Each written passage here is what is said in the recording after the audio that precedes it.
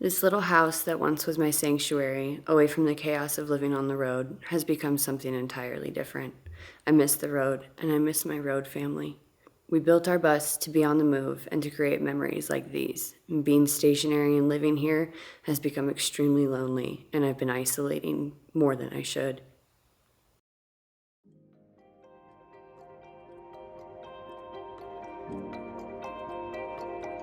So, after nearly 2 years living in our converted schoolie, it was time to close this chapter. While it seemed incredibly bittersweet at the time, and I was absolutely terrified of losing what had become a part of me, my identity as a nomad. The fact is, I was craving stability and space to grow. But here I am, growing and allowing myself the time to take up space, putting my stamp on this wee apartment, making a home I feel proud to share with my tiny family, a place I am comfortable to work through my mental struggles, somewhere safe to call home. Well, guys, this is it. This is our little house. First time looking at it for all of you. I am so sorry we took such a long break. I just needed time to adjust, and it's been really good, honestly. It's been exactly what I needed, and I'm happy we made the change when we did. Otherwise, it could have been really, really bad. And mentally, I'm in a much, much better space right now. It's just so nice to be able to have so much space to be able to move about and hang out with Nico and just kind of foster my own creativity again. Big news on the work front. I got a promotion. I am now running the bar. So I am a manager. This is the first time I have stepped into any kind of manager role in my work life, and it's been an adjustment, I'll tell you that. Like, if you've been a manager, then you probably know, but I'm enjoying the challenge, and I don't know, I've always loved this company, so I figured if it was going to be any time to step up, it was going to be now. So yeah, I've been running the bar for the past 2 months, and it's a lot of work. That's also why I haven't really filmed a whole lot, is because I don't have that much time anymore. I think Nico really likes his new house. Yeah, more space. It's also peace of mind for Nico. Yes, he was at the farm, all the space he could run in the world, but he's getting older, and being able to keep an eye on him was getting more and more challenging because his back hips are atrophying pretty bad. He's lost a lot of muscle mass in his booty, but that's okay because he's 14. Yeah, his birthday was Valentine's Day this year. He made it to his golden birthday. Huh? It's your golden birthday? Be able to have space with Nico, just coming home, and I have my own area that I can kind of decompress. When I get home after midnight, after listening to hammers for 6 hours. It's a crafting bar. You need to wind down a little bit, so I've been able to do some art projects at night, and Nico and I play. He rallies at midnight. He either goes to bed at 10 o'clock with Chase, or he rallies at midnight, and we party, and it doesn't bother Chase at all because we have a bedroom. So there's no more sneaking into the house in the wee hours, trying to be quiet in the dark and jumping over the dog. It's been lovely. Definitely a few things about doing bus life that have changed my perspective entirely on living in an apartment. I have hot water on demand. That's wild to me. We did not ever install our hot water heater in the bus. We were just we're gonna follow the sun. It won't really matter. We don't need hot water. So I didn't even realize how much I missed being able to just turn the faucet on and be able to wash my face. That's incredible. I appreciate it so much more. I have a dishwasher, which is absolutely wild to me. You get to load it and you push a button and they clean themselves. Absolutely crazy. So I'll give you guys a little tour just cause. So it's our front door. So when you walk in, got our little living area. We got Nico's spot with his big old toy basket. Opens up into our kitchen. My very important, my bar cart. I love it. Bart is responsible for 70% of that. Where he put together all of the cocktails in it for me based on one of my favorite whiskeys, Basil Hayden Toast, which he got me. My dad got me this one. He got it engraved. We were 6 months into it, and he was like, "So what's your plan?" I was like, "What do you mean, what's the plan? This is our house."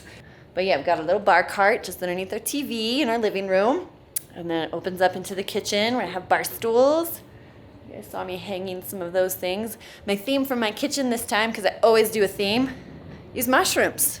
The one that started it all. This guy was in the bus, and I was so scared that I was going to break him, but he started it all. He's my little Amanita muscaria. which if you don't know, that is the berserker mushroom. Vikings used to eat them and then go like batshit crazy in battle. So yeah, I've got a mushroom kitchen going on. I've had a lot of fun decorating, which is cool. Wait for it.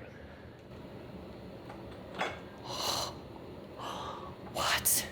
Eat your fucking heart out, Iceco. It's so good. Got a flushing toilet, that's wild. What? Shower with a bathtub. Bedroom. So I haven't done a whole lot in the bedroom because we don't have a whole lot of furniture. There was only a few things that we put into storage really when we left on our great adventure in the bus, and it was our big ass mirrors and my bar cart, and that's about it. We also kept my old rug, which you saw me unrolling. Unfortunately, it did not look good, and Chase absolutely hates it, so it's stashed in the laundry room, and he keeps trying to throw it away. But I will not. I still like my rug. Maybe it'll go in here. But yeah, we kept big ass mirrors, my bar cart, and then of course, artwork. Thank you, Clay. This is Hunter S. Thompson, and we got Jean-Claude Van Damme over here. I always think that's Frankenstein for some reason.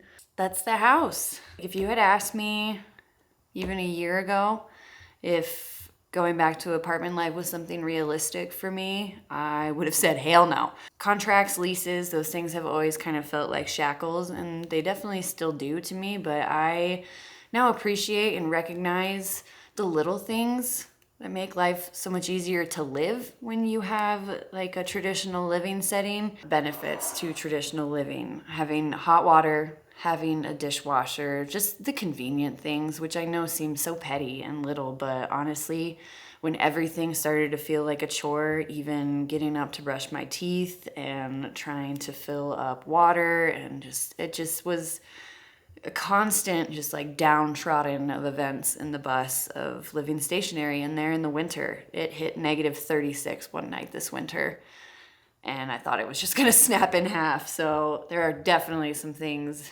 that I do not miss about bus life. This is me stepping into a full-time traditional role as a human.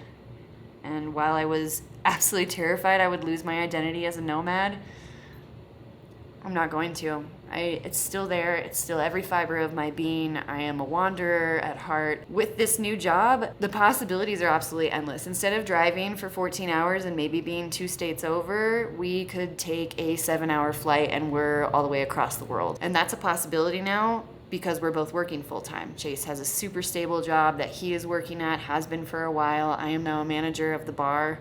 While it's stressful, it's giving me the opportunity to go and do things, which is awesome.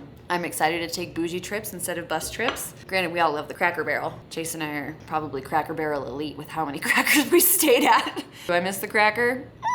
I don't know. Did anybody else have a crazy experience at the Cracker Barrel with someone just died next to their rig? Because we did. Continue to foster the relationships and friendships we made while we were living in the bus. I'm still gonna see the homies, still gonna see the friends. My bus sister lives pretty much down the road. I mean, we're both in Colorado, so we're neighbors. We're essentially neighbors. So I'm not gonna let go of all of those people and those relationships that we created over the past 2 years, but it just feels really nice to start a new chapter. I'm feeling positive, I'm feeling really good about it, and I don't know, the possibilities are endless. I do want to say I apologize for how long it took for me to get an update video to you guys. And I read every single one of your comments on that last video. I know I am typically the best person at responding. I will respond to every single comment. Doesn't matter if you leave it 3 months after the video was posted. I'm usually the person that always answers them. And the support that you guys showed in the comments and just overall encouragement, it really meant a lot to me. Ooh, I'm not gonna cry. I'm not gonna cry. The energy it was gonna take me to respond to every single one with your loving outpour felt a little overwhelming, so I just kind of read them all and took them all in here and just kind of resonated with them. So thank you. It means a lot, all of your kind words. Like I said, I read every single comment. It was just I wasn't in a place to be able to answer and fully appreciate everyone who reached out on that last video. And God, it's been so long now. I feel so bad. I haven't had the time to edit or give you guys an update video, and I'm sure most of you are like, well, shit, she checked into a padded room for sure. No, I didn't. Got close. These walls are not padded, but I was ready to let you guys know what's going on and how I'm feeling. And on that note, I need to say a very loving and huge thank you for all of you, obviously, but also Chase. He is an incredibly stoic human, and I know that those last few months in the bus were not easy on him as well, but he was just kind of focusing on me and my needs and how dark it got. So I know that he was going through it too, and because he's so stoic, he'll never show it, but I think he's also much happier. So much love to you guys. So much love to Chase for sticking with me through this. Like, I never thought anyone would like me enough to stick around this long, but turns out he does. So that's a good thing. Yeah. So our name is the Bus Life Pirates. We are obviously not living in a bus anymore, and I had thought about opening my own channel or continuing this one and changing the name. But like, if you guys are here and watching this, there's a chance that you're here for us. For Chase, for me. So I'm not going to change the name. I don't think I'm going to start a new channel. I don't have a lot of time for it. And if you have a problem with our name being the Bus Life Pirates and we're not living in a bus, then too damn bad. Give you a fun fact. Edward Teach, Blackbeard, as many of you might know him, he also took a year off from the open sea, got married, went and lived in the suburbs for like a full year. So he did the damn thing, and he did the suburbia thing and the traditional living. So every pirate needs shore leave. Bus life was a major chapter of our lives and a major component of, how I developed my identity as a nomad, but I'm not losing that. I'm not losing that, and I feel really good about it, and I'm really happy. I'm happy with where our life's at. I'm happy with my new job. Happy with the paychecks on it. Like, shit, your girl gets bonuses. I had no idea. So I'm going to start putting those bonuses and that fun stuff towards paying off my debt, which I do believe I can do in less than a year now with this job. So that's an exciting thing. And then we're just going to see where life takes us. There will be something exciting coming in April. So stay tuned for that. It's going to be my birthday present. Any guesses on what it is? I got to get this pony show wrapped up, clean my house, which is exciting. Oh, feeling good, feeling healthy, space to grow, space to just be. I'm just being me right now, and that's enough.